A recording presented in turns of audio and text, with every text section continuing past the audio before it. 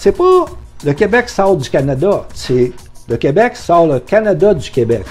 Ça, c'est différent, OK? C'est très important parce que si tu le comprends de même, tu ne vas pas demander la permission fédérale de sortir de ton territoire, tes pouces. Puis Daniel Johnson, père, OK, celui qui a fait venir De Gaulle, OK?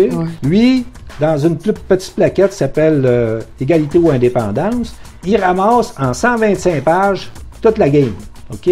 Mais pas la game qui va suivre par après avec le mouvement souverainiste des idéalistes. Lui, c'est la nation, l'État, l'autonomie, le droit à l'autodétermination, la reconnaissance de la nation et de l'État du Québec imposée et non négociée.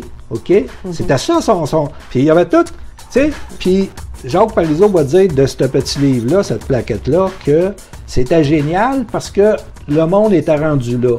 Il y avait 10% d'indépendantistes. Puis lui, il était en train de se faire élire avec une plaquette qui dit égalité ou indépendance.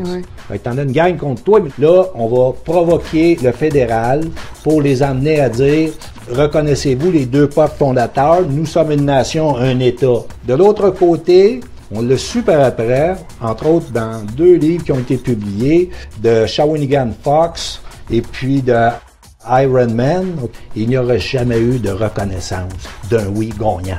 Okay? Donc, tu étais dans un rapport de force direct. Et là, la stratégie du fédéral, ça a été d'abattre ces cartes, de dire, regarde, vous en allez vers la partition du territoire québécois. Ça, là, ça a été un choc de réalité. Tu réclames tes droits en position de faiblesse. Tu les exerces en position de force. Quand arrivent les menaces de partition, tout ça, là, ça rentre dans la conscience collective. Puis là, il y a, avec le temps, dormez en paix dans le roc.